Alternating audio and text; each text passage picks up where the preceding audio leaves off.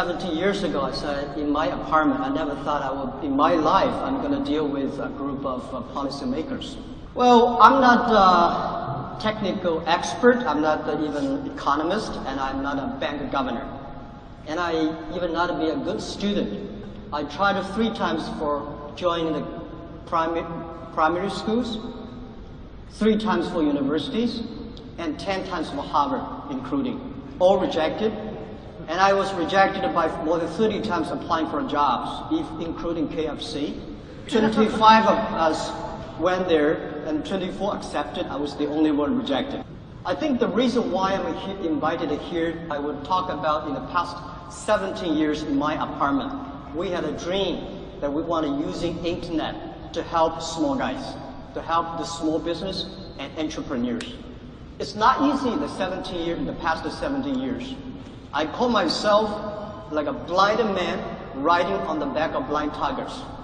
Without knowing anything about business, technology, and even without any money, we start the business. 17 years, we never stop. We never stop innovate. We never stop to change. We never stop to fight for the dreams we believed. Years ago, I was in Beijing in winter. It was a very cold winter. And on the lake, there is a dead duck. And I was curious, people say, why a dead duck? Because that duck, in the summertime, he had a wonderful time with the wild ducks in the swamps. When winter comes, all the wild ducks in the swamps left away, and that duck was stupid, stayed there. And the winter came. The winter killed him. As an entrepreneur, we learn one thing. If we cannot change the environment, we change ourselves. If we cannot change, at least we can change the small environment we have. Me and these early founders, we had a very little knowledge about financing. When Alipay was founded, nobody wanted to be the CEO. Nobody wanted to be the founder. And I called one of my managers. His background was a hotel front desk manager. I say, come on, I have something, want you to do it. He said, what is that? I say, Alipay. He said, what is Alipay? I say, it's something that dealing with the financing, helping people. He said, I have no any idea about financing. I said, that's it. I want you to do it because China, we don't want to find somebody who are expert of a banking because China does not need one more bank. We want to find the people who understand the problem of the people, understand the problem of the consumers. We want to build up something that safe transactions, can build up something that can build up the credit system for small business and consumers to buy online. So we made it. Today, Alipay is the world's largest online payment. We know little about retailer internet. So if we want to have a future, let's rely on the young people. If we do not know the technology, let's find the best young people who know the technology and encourage them, support them, help them to be successful. But today, Alibaba is if we are not the leading internet company in the world, we are at least the leading internet companies in China.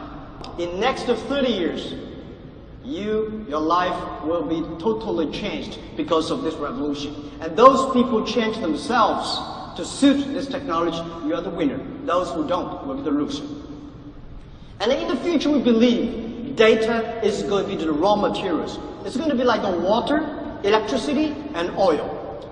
I think before people understand, human beings understand how to use the oil, people can never imagine. Today, we're using this kind of energy to go to the moon. Today, a lot of people don't know how to use the data. You will never imagine 30 years later what data can change human beings. And nobody can imagine that. And one thing I want to say, people say, oh my God, the machine is stronger, machine is faster. And I tell you what, machine is going to be much smarter than the human beings. Machine never sleep, never get tired, never forget things. They calculate earlier than you are. You like it, don't like it, they will be smarter than you are. In the past 20 years, we make people like machines. In the next 20 years, we will make machine like people because machine in the next 20 years, they're not going to drink electricity. They are going to eat and drink data. But whatever machine happens, human being will always be the master of the machines, of the robots. So we believe machine is going to help the society. Machine is going to improve the society. But on the other hand, people say, wow, technology is killing jobs. We believe technology is going to create more jobs. Right? People say, well, technology is destroying the job opportunities. But see one thing, technology, actually every technology revolution, we created more jobs than we thought.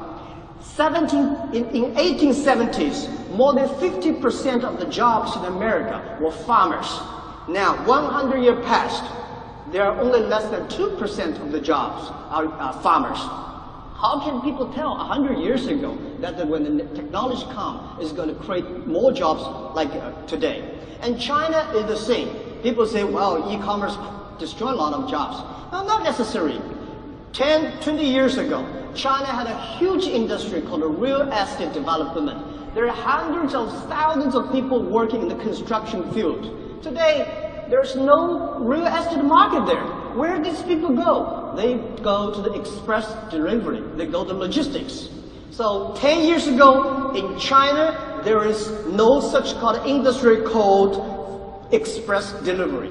Now we've got 4 million people working on that. We believe next 10 years, we're going to create at least 10 million jobs on delivery in 10 years.